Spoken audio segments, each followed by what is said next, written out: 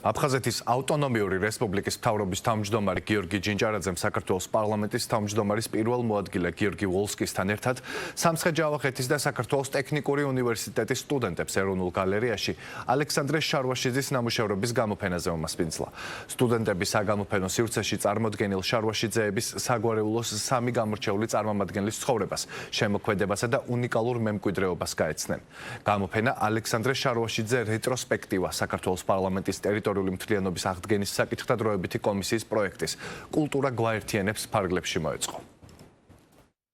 აღნიშნული პროექტი უკავშირდება სამშვიდობო ინიციატივებს, მათ ჩართულობას ამ პროცესში და აფხაზეთის მთავრობა აქტიურად დაუჭერს მხარს სამომავლოდ მსგავს ინიციატივებს. ალექსანდრე შარვაშიძე არის ერთ-ერთი გამოხატულება იმისა, რაც წარმოადგენს ქართულად მოაზროვნე აფხაზის ცხოვრება. მშვიდობის სწავლებას რასაკვირველია თან უნდა ახდეს არა მხოლოდ ენთუზიაზმი, მხოლოდ მონდომება, არამედ ისეთი საინტერესო ლექციებიც, როგორც დღეს აფხაზეთის კულტურის სამინისტროს წარმომადგენელმა შემოგთავაზა. დარწმუნებული ვარ, რომ ეს ერთი კიდე ნაბიჯი იქნება მომავლისთვის ჩვენს აფხაზ ძმებთან ერთად თანაცხოვრების, კეთილდღეობისა და ქვეყნის გაერთიანების გზაზე.